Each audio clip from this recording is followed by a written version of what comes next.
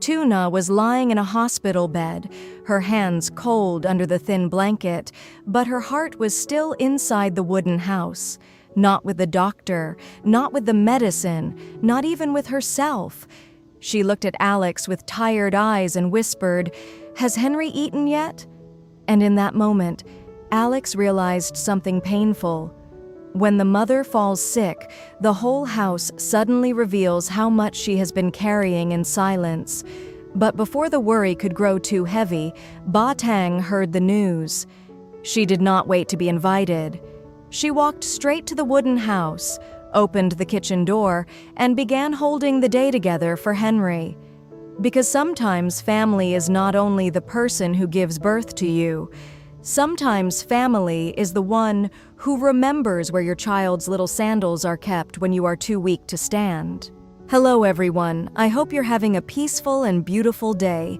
Today we'll follow Tang as she steps into the wooden house, keeps Henry safe, and shows Alex how much Tu Na had been carrying in silence. Alex stood in the kitchen doorway, holding the spoon, watching them. He had learned something through fear, but it did not leave only fear behind. It left a notebook, it left a shelf, it left phone numbers, it left shared tasks, it left a deeper respect for Tu Na. It left Henry with proof that when one person is missing, love can still surround him from many sides. And Tang, who had stepped in without waiting to be asked, had shown them something simple and powerful. Support is not only for emergencies. Support is part of how a family stays gentle in a hard world. That night after dinner, Tu Na ate slowly. Henry kept checking her bowl. "Eat more," he said, copying the voice she always used with him. Tu Na smiled. "Yes, boss." Tang laughed. Alex looked around the table. The house was not perfect. It never had been. There would still be sick days, busy days, money worries, work calls, dust on the path, vegetables to wash, clothes to fold, a child asking the same question 10 times. But now the house was less dependent on one tired person holding everything silently. Now the care had names, the tasks had places, the help had a path. The love had become practical, and maybe that is what a real home needs most. Not a life without trouble, but a way to hold each other when trouble comes. In someone showing up before being asked, Tang came beside Alex. "She will be happy to see the garden alive," she said. Alex nodded. Then he said, "When she comes home, things need to change." Tang looked at him. "Not everything," Alex added, "but enough." This was the visible progress. The crisis had turned into a plan.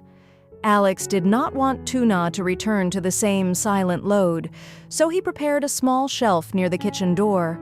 On it, he placed the family notebook, Henry's routine card, emergency phone numbers, and a small cloth bag with basic hospital items, towel, charger, clean shirt, copies of papers, and a little cash. Not because life would always go wrong, because being prepared lets love move faster when life does go wrong. He also made a simple weekly sharing plan. The smell of rice soup came from the kitchen, where Alex was cooking under Tang's supervision. Henry sat on the floor near Tu Na, lining up his sandals. One pair for the yard, one pair for going out, one pair too small but still loved. He placed the smallest pair near the door. Tu Na watched him. "Why are you putting them there?" she asked. Henry answered without looking up. "They are waiting for Mom to come home." Tu Na's eyes softened. "But Mom is already home." Henry thought about that. Then he moved the sandals a little closer to her feet. "Then they are happy." No one in the house said anything for a moment. The wind touched the porch. The old wood made a gentle sound. Somewhere near the garden, water dripped from a leaf to the soil. Then she said, I should have told you. Alex shook his head. No, I should have asked before you became sick. There was no blame in his voice, only understanding. That is how a family improves, not by finding who failed, but by seeing what was missing and filling it together. Tu Na smiled faintly. In the basket near the stove, she said, there is ginger. Henry likes a little smell of it in soup when he has no appetite. Alex almost laughed. See? I need another page. Tu Na's smile became warmer. For the first time since being admitted, the hospital room felt less like a place of fear and more like a pause. A difficult pause, but not an empty one. Outside, life was still moving. At the company, Min handled 2 calls and sent Alex only the urgent messages. He learned that Tu Na kept a small packet of fever patches in the upper shelf, not because she worried too much, but because she had learned that children become sick at inconvenient hours. He learned that the garden was not only for vegetables, it was where Tu Na breathed when the house felt too heavy. One afternoon, after visiting the hospital, Alex came home and stood in the garden. The soil smelled damp from Tang's watering. A row of greens had lifted their leaves after the morning sun. Henry crouched beside a small plant, talking to it in a voice only children and plants understand. Alex watched him. So much of family life was not built in big moments. It was built here, in water poured slowly, in sandals placed together, in porridge stirred until soft. Some mornings he would prepare Henry's water and clothes. Some evenings he would check the rice jar and kitchen supplies. Once a week they would update the notebook together, and if one person was tired, the other would know what to pick up. The practical part was small. The emotional part was large. Because to Tu Na, this would not only mean help, it would mean being seen. The day Tu Na was allowed to come home, the sky was soft and cloudy. Alex drove carefully. Tu Na sat beside him, still weak, wrapped in a light jacket even though the air was not cold. When they reached the wooden gate, she looked at the house for a long moment. The porch light was off because it was daytime, but the porch still looked warm. The yard had been swept. The garden was alive. A towel hung clean on the rope. The kitchen window was open. Tang came out first, then Henry appeared behind her. For 1 second, he froze, then he ran. "Mom!"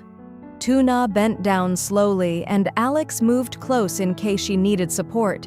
Henry wrapped his arms around her waist, careful at first, then tighter. Tu Na closed her eyes. "I'm home," she whispered. Henry pulled back and looked serious. "I ate porridge," he said. "I used the blue cup. I saved banana." Tu Na laughed softly, and tears came at the same time. But Tang turned her face away and busied herself with the basket near the door. Alex carried Tu Na's bag inside. When Tu Na stepped into the kitchen, she noticed small things immediately. The bowls were in the right place. Henry's clothes were folded. The sandals were near the door. The rice jar was filled. The notebook was on the shelf. She touched it. "What is this?" Alex said. "Our backup plan." Tu Na opened the notebook. The pages were simple. Some lines were uneven. Some words had been added later in a different pen. There were notes from Tang, a phone number from neighbor Lan, and one small drawing from Henry that looked like 3 people standing beside a house. Tu Na did not speak for a while. Then she looked at Alex. "You did all this?" Alex shook his head. "We did." That word mattered. We. Not Tu Na alone, not Alex alone, not Tang alone. A home held by more than one pair of hands. That evening, Tu Na sat on the porch with a blanket around her shoulders. She was still tired, but her face looked calmer. In a hard moment, adults do not always need perfect words. Sometimes a little honesty softens the fear. Alex bathed him gently, though water splashed everywhere. Tang laughed quietly and wiped the floor afterward. Henry wore his soft shirt and carried his faded blanket to the porch. The house was still missing Tuna, but it was not falling apart. That is what backup support should do. It does not remove pain. It keeps pain from becoming chaos. At the hospital, Tuna's fever was still being monitored. She was weak, but more alert. Alex told her about the notebook. At first, Tuna looked embarrassed. "You wrote all those things?" she asked. "Yes." "Why?" Alex looked down at his hands. "Because I did not know enough." Tuna was quiet. That helped more than Alex expected. One person holding one corner of the day made the whole day lighter. At home, neighbor Lon brought rice and checked whether Tang needed anything from the market. In the yard, Henry followed Tang with his small basket, picking up fallen leaves and placing them in a pile. "Mom will see?" he asked. "Yes," Tang said. "When Mom comes home, we will tell her you helped keep the yard clean."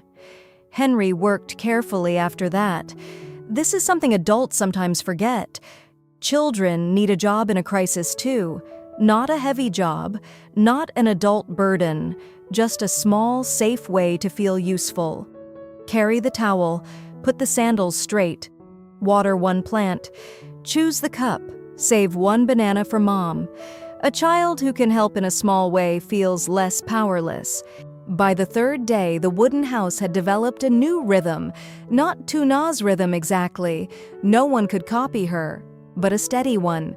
Morning porridge, windows open, clothes folded, hospital call, company update, Henry's nap, garden watering, simple dinner, a message for Mom. Each night Alex told Tuna one true thing about Henry. "He ate better today. He asked if you were warm. He saved a banana. He put his sandals near the door." Each message gave Tuna a little piece, and each day, Alex learned something else about the home. He learned that the clean towel near the basin was not always there by chance. He learned that Henry slept better when the porch light stayed on until he was fully asleep. By afternoon, neighbors began to understand what had happened. One brought bananas, another left fresh greens at the gate.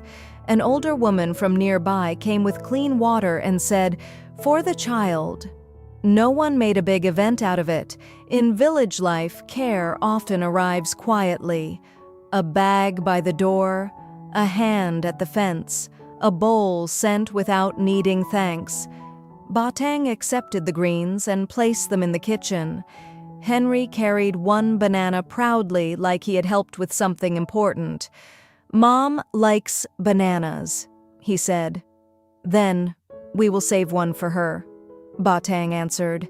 A small twist happened that evening. Henry, who had been quiet most of the day, suddenly became angry when Tang tried to bathe him. "No," he said. "Mom does it." Tang stopped. But Tang said, "Also write who sleeps here if you must stay overnight at the hospital." Alex paused. He had not thought that far. This is how pressure teaches. It shows the missing step. "I thought I could do everything," Alex said. Tang looked at him kindly. "Doing everything is not strength. Knowing who can help is also strength." In the hospital, Tuna woke during the night. The room was dim. A fan turned above her. Somewhere in the hallway, a cart moved softly over the floor. Alex was beside her. For a moment, she looked confused, then remembered. "Henry?" Alex leaned forward. "He ate. Tang cooked porridge. He used the blue cup. He is asleep." Tuna closed her eyes. That was the first time her face softened. Not completely. A mother does not stop worrying in one sentence. But something loosened. Did he cry? she asked. "A little," Alex said, "but Ba Tang told him the house is waiting for you." Tu Na's eyes became wet. She turned her face toward the wall, not wanting Alex to see too much. Alex did not force her to talk.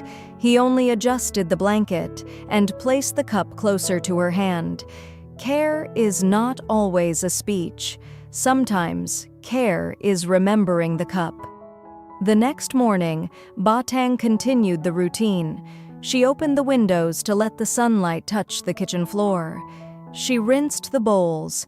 She checked Henry's clothes and folded the small ones again, because children have a way of unfolding everything just by looking for one shirt. She found his sandals near the door and wiped the dust from them with a cloth. Henry watched her. "Mom does that," he said. Alex also needed to check the house, call the company, and return before noon. He found Ba Tang hanging Henry's clothes in the yard. The morning light fell across the rope line. Water dripped from the shirts into the dry soil below. Alex said, "You've done too much." Ba Tang shook her head. "No, Tu Na has done too much for many days. Today we only noticed." That sentence landed quietly. How many times do we only notice someone's work when they can no longer do it? The meals appear, so we think meals are simple. The child sleeps, so we think sleep came easily. The house is calm, so we think calm is natural. But behind calm, someone is usually planning, carrying, checking, repeating, and staying awake a little longer than everyone else. Alex went to the table and opened the notebook again. He added another page, illness backup plan. Not because he expected bad things, because he wanted the house to be less fragile. He wrote 3 names, Ba Tang for child routine, neighbor Lan for emergency errands, worker Min for company calls if Alex was at the hospital. Then he wrote what each person could do. This was important. Asking for help is easier when the help is clear. Do not just write a name. Write the job. Who cooks? Who watches the child? Who brings clothes to the hospital? Who buys food? Who keeps the company running for one day? Who can sleep at the house if needed? A common mistake is saying, "Call someone if there is a problem." But when the problem comes, everyone asks, "Call who? For what?" Clear help is calmer help. Alex, who had just returned from the hospital, heard the sound and came to the doorway. Henry was not being difficult. He was grieving in the only way a child knows. When the mother is missing, even bath time can feel like a loss. Ba Tang stepped back. She let Alex come closer. Alex sat on the low stool beside Henry. "Do you want to wait for Mom?" Alex asked. Henry nodded, tears on his cheeks. Alex looked at the basin, then at the small towel Tu Na always used. "Mom wants you clean and comfortable," he said. "Today, I will help. When she comes home, you can tell her Dad did not do it as well as Mom." Henry looked at him. "Not as good?" Alex nodded seriously. "Probably not." For the first time that day, Henry almost smiled. That is another lesson. And she was happy. This was the second lesson of that day. Do not hide everything from a child, but do not give them a fear too large for their heart. Henry did not need numbers, test results, or adult worry. He needed simple truth. Mom is sick. The doctor is helping. You are safe. We are here. The house is waiting. That night, after Henry slept under the mosquito net, Ba Tang sat at the wooden table with Alex. The house was quiet except for insects outside and the soft creak of old wood in the night air. Ba Tang said, "You need a plan." Alex looked at her. "For what?" "For the next time life does not ask permission." Alex did not answer right away. Ba Tang pointed gently around the house. "When Tu Na is here, everything moves. When she is not here, everyone suddenly asks where things are. That is not because people do not care, it is because no one wrote it down. That line stayed with Alex. No one wrote it down. A home with a young child cannot depend only on memory, especially the memory of one tired person. The common mistake is waiting until someone is sick before asking who will cook, who will stay with the child, who will go to the hospital, who will answer work calls, who knows the doctor's number, who knows where the child's medicine, clothes, and documents are kept.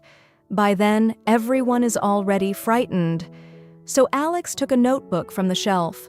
It was an old notebook with a bent corner, used before for counting garden expenses. He opened to a clean page. Tang began speaking, and Alex wrote, Henry's mealtimes, foods he eats easily when upset, where Tu Na keeps his clothes, which sandals fit him, the neighbor to call if Alex is at the hospital phone number, the company worker who can handle urgent deliveries for one day, where important papers are stored, what to say to Henry when he asks for his mother. This was not a big system. It was not expensive. It did not need an app or a printed chart. It was one notebook. But sometimes one notebook can protect a whole family from confusion. A small tip: make the plan while everyone is calm. Do not make it when the fever is high, the child is crying, and the phone is ringing. Alex wrote slowly. His handwriting was not beautiful, but it was clear. Tang nodded. Then today I do it for Mom. That answer gave Henry permission to accept help without feeling that his mother was replaced. This matters. When someone important is absent, do not act as if nothing has changed. Children know.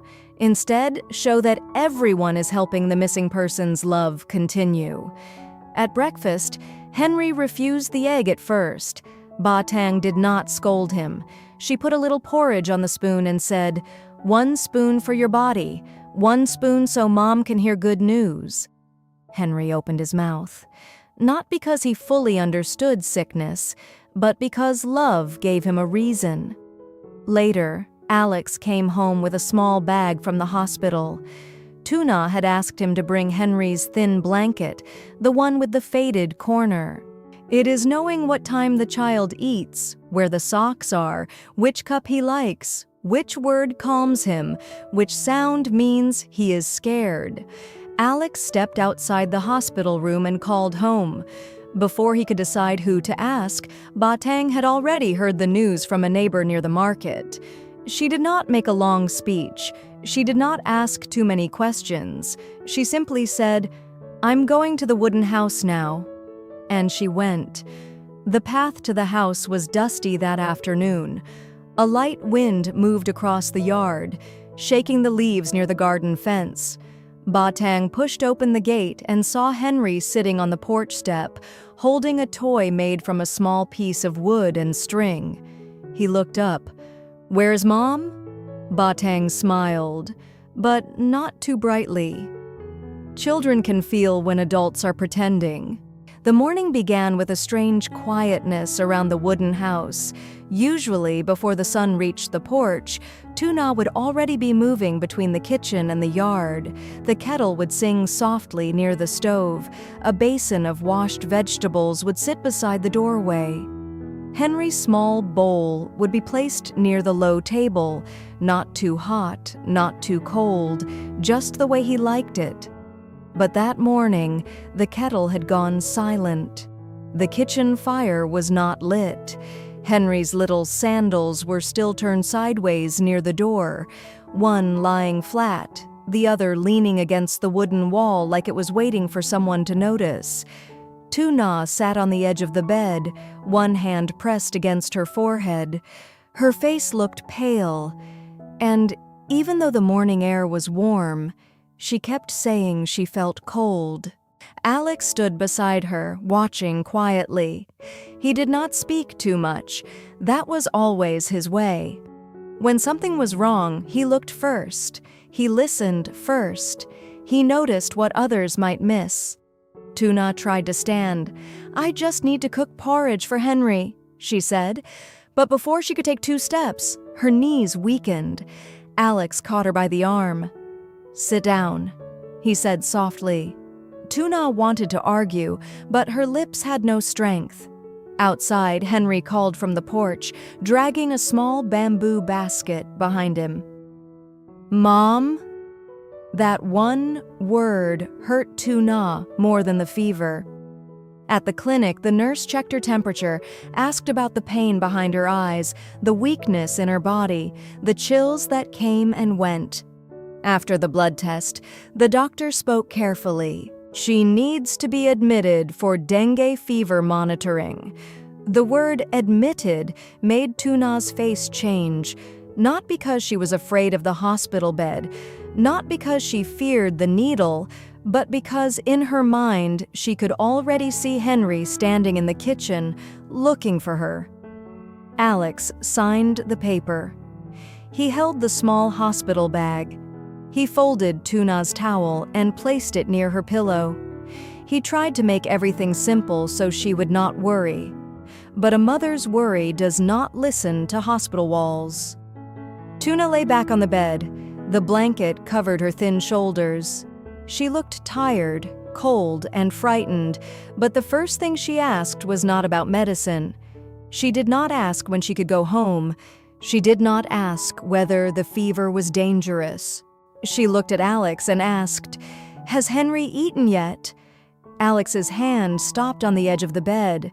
For a moment he could not answer, because he suddenly saw the whole house differently: the bowl of porridge, the washed clothes, the mosquito net over Henry's bed, the cup of warm water always placed where he could reach it, the small towel Tuna used to wipe his face after meals, the way she remembered which sandals hurt his toes and which pair he could run in. None of those things looked big when they happened every day. But when Tuna was not there, every small thing became important. Alex said, "I will take care of it." Tuna nodded, but her eyes did not relax. That is the quiet weight of a home. Sometimes the hardest work is not the work people see. It is the remembering. So she sat down beside him first. "Your mom is resting at the hospital," she said gently. "The doctor is helping her body become strong again." Henry frowned. "Is Mom sleeping?" "Yes," Tang said, "resting and sleeping. So when she comes home, she can cook, smile, and hold you again." Henry looked toward the kitchen. "But Mom is not there." Tang followed his eyes. "No," she said softly. "Today, I will cook. We will keep the house waiting for her." That sentence mattered. She did not say life would be the same. It was not the same. She did not say Henry should stop missing his mother. He should not. She gave him something a child could hold on to. The house was waiting, and he was not alone. Inside the kitchen, Tang washed her hands, tied her hair back, and looked around. She did not move things too much. That was her first quiet wisdom. When a child is already unsettled, do not change the whole house. She found rice in the clay jar, eggs in the small basket, greens wrapped in a damp cloth, and a little dried fish Tuna had prepared the day before. She cooked porridge slowly, the way Tuna did, stirring until it became soft. Henry stood by the doorway, watching. "Mom puts more water," he said. Tang nodded. "Then we put more water." A small tip for any home with a child. In a crisis, routine is not a small thing. Routine is a rope. It gives the child something familiar to hold when the adults are worried. Tang did not force Henry to eat fast. She placed the bowl on the table, blew on the spoon, and let him look at it first. "Your mom asked whether you had eaten," she told him. Henry's eyes became round. "Mom asked?" "Yes, before anything else." He took the first spoonful quietly. Outside the window, the yard looked peaceful, but inside Alex's heart, nothing felt peaceful yet. He moved between the hospital, the wooden house, and the company. At the hospital, he checked Tuna's medicine schedule and listened carefully to the doctor. He helped her drink water. He adjusted the blanket when she shivered. At the company, workers were waiting for decisions. Buyers were calling. A delivery needed to be checked. A receipt had to be signed. At the wooden house, Henry needed dinner, a bath, clean clothes, comfort, and someone to answer the same question again and again. When will Mom come home? Alex had always respected Tuna, but that day respect became heavier. He began to understand that Tuna did not only cook and clean. She held the rhythm of the family. She knew which tasks had to happen before anyone noticed. She knew what could wait and what could not. She knew when Henry was hungry before he cried, when the drinking water was low before the jar became empty, when the rice needed buying before the meal became a problem. Many homes have this invisible manager.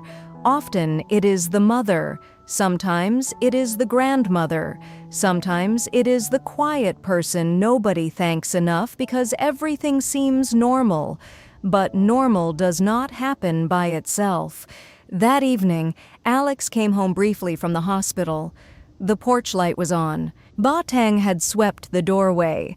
Henry's washed clothes were folded in a small pile, his shirt on top, shorts below, socks tucked inside. Alex stood there for a moment. He had passed that corner of the house many times, but now he saw the order inside it.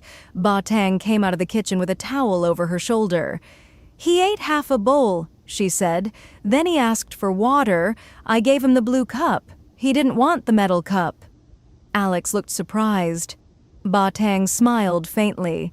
"Children remember small things." Henry ran toward Alex, then stopped. "Is Mom coming?" Alex knelt down. "Not tonight," he said honestly. "The doctor wants to watch her fever." Henry's face lowered. Tang came closer but did not interrupt.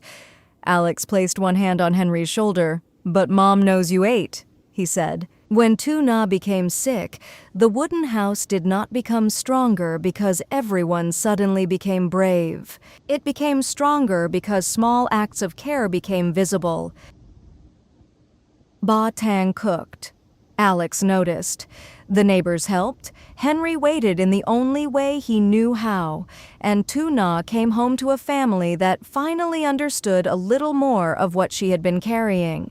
A backup plan is not just a notebook, a phone number, or a meal schedule. It is a promise. It says, when one of us becomes weak, the rest of us will not let the home fall apart. And that evening, when Henry placed his little sandals by the door, waiting for his mother, the whole house seemed to understand. Love is not only in the person who comes home. Sometimes love is in everyone who keeps the light on until they do.